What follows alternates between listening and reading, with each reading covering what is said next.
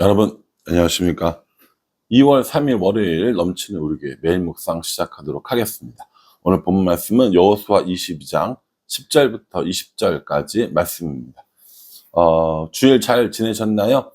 오늘부터 이제 새롭게 출근하시는 분들 또 계실 텐데 또 출근하는 동안에 안전하고 또 직장 가서도 명절 지내고 나서 더 활력 있고 더 힘차고 더 하나님의 은혜가 충만하시기를 간절한 마음으로 기도하겠습니다.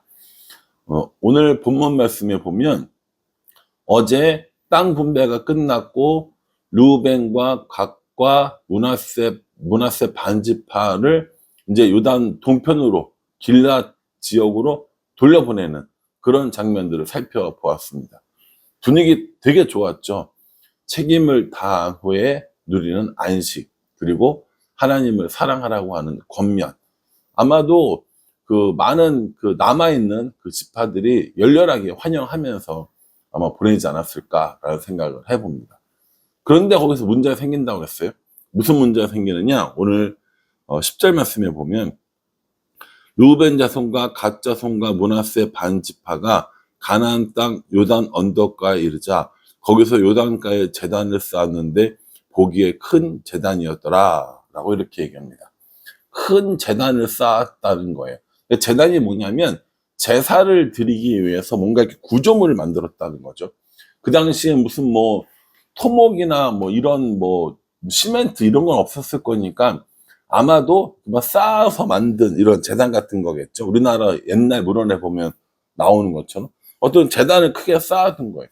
근데 그게 보기에도 굉장히 큰 제단이었던 겁니다.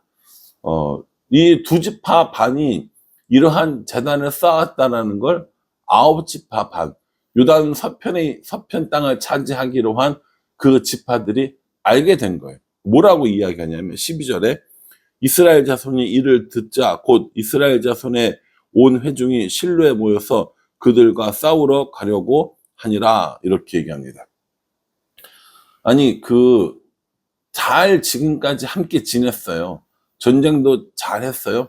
그런데 자신들을 떠나서 이렇게 떠나서 가는 그 두 지파 반을 요단 동편 지파들이 제단을 쌓았다는 말을 듣자마자 어떻게 하라고 합니까? 그들과 싸우러 갑니다.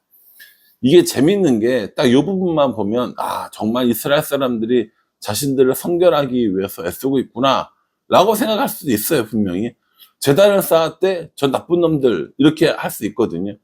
그런데 제단을 쌓은 이유가 있을 거 아닙니까?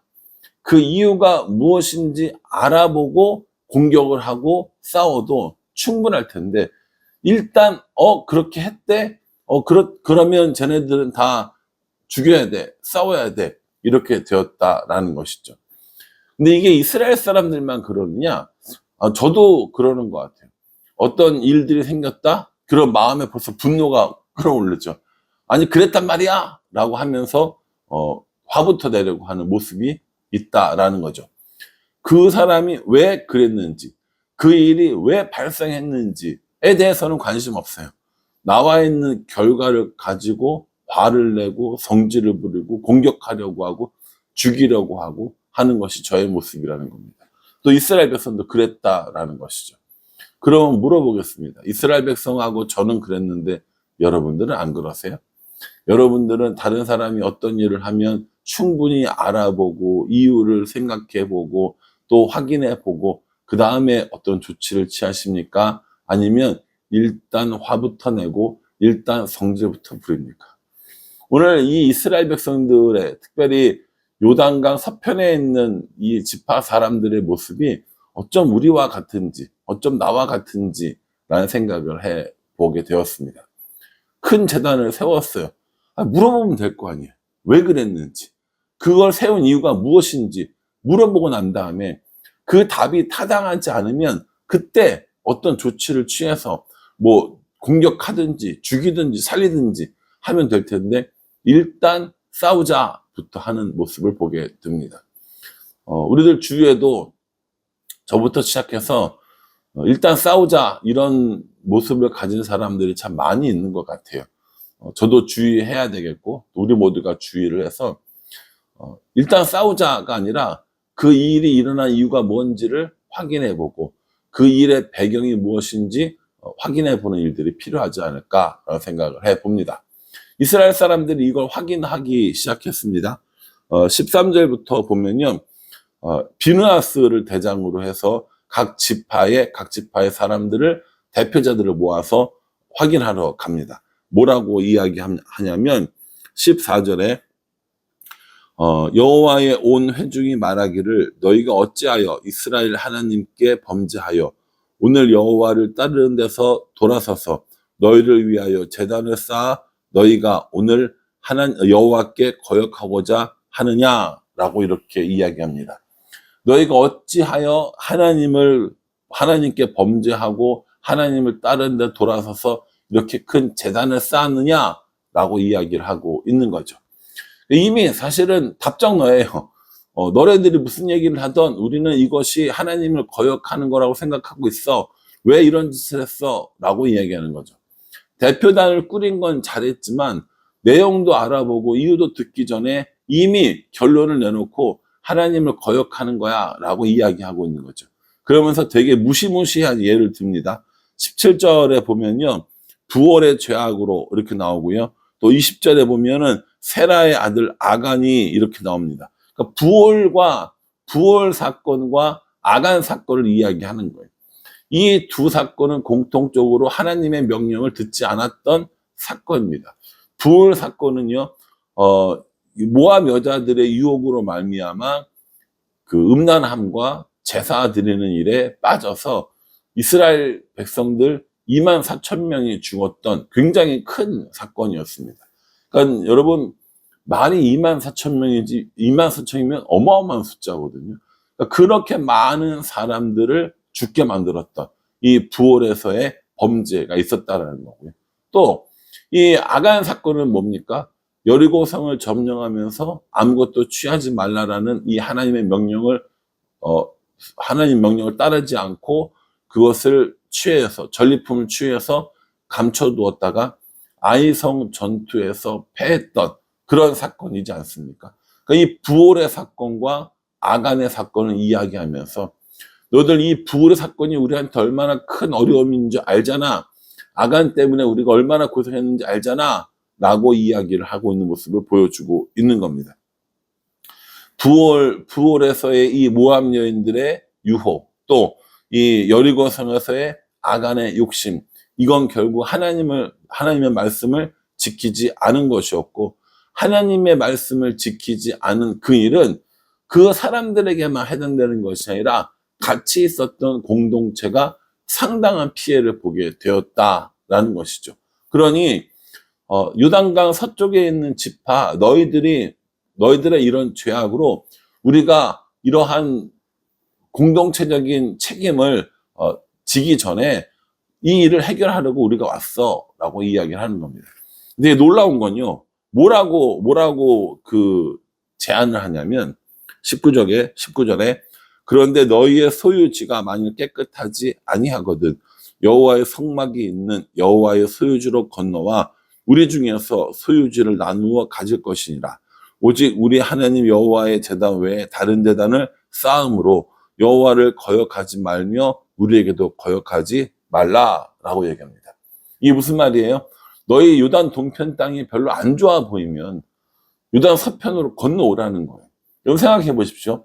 요단 동편에 있을 때는 요단 서편 땅이 어떤지 몰랐어요. 그리고 땅을 상속받은 겁니다. 그런데 건너와 보니까 요단 동편 땅이 너무 좋아 보이는 거예요. 요단 서편 땅이 너무 좋은 것 같은 거예요. 그러니까 요단 동편에서 이 제단을 쌓고 다른 신을 섬기려고 하는 것이 아닐까라는 생각을 한 거죠.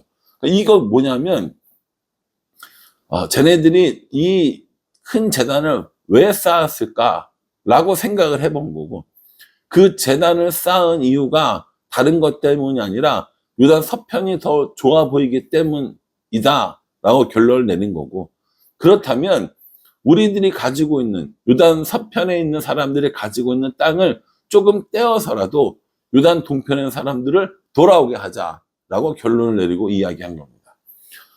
대단하긴 한 거죠. 왜냐하면 자신들의 땅을 내놓은 건 쉬운 게 아니니까. 어떤 신앙을 지키기 위하여, 어떤 그런 하나님께 거역하지 않기 위하여 요단 동편 땅에 있는 사람들을 기꺼이 자신들의 땅을 주면서까지 돌아오게 하려고 했다라는 겁니다. 이렇게 함으로 말미암아 하나님을 거역하지 않고 다른 제단을 쌓지 않으려고 했던 이스라엘 사람들의 노력을 보여주고 있습니다. 저는 이 이스라엘 사람들의 이런 하나님에 대한 열정, 하나님에 대한 갈망, 하나님을 온전히 섬기고 싶은 마음, 이거 좋다고 생각합니다. 인정합니다. 근데 문제는 뭐냐면 아직까지도 이 루벤과 갓과 므낫세 반지파, 다시 말해서 요단 동편에 있는 사람들이 무슨 마음으로 제단을 만들었는지, 왜 제단을 만들었는지 아직도 모르고 있다라는 거예요. 원인은 몰라요. 이유는 몰라요. 그런데 온갖 처방을 다 내립니다. 싸우자. 땅을 줄 테니까 이리로 건너와라. 너희들 부올 사건 잊었냐? 너희들 아간 사건 잊었냐? 다 이 얘기를 하고 있다니까요.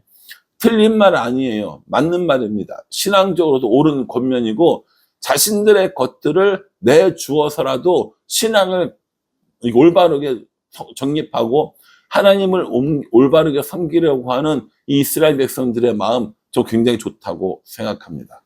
문제는 뭐냐면 그 이유를 아직도 모르고 있다는 거. 이유 좀 알고 왜 그러는지 확인하고 이렇게 하면 오히려 더 좋지 않았을까라는 생각을 해봅니다. 우리도 어떤 일이 생겼을 때 혹은 누군가에게 신앙적인 처방을 막 해줍니다. 기도해야 되고 말씀 읽어야 되고 교회 열심히 나와야 되고. 맞아요. 틀린 말 하나도 없습니다. 다 옳은 얘기예요.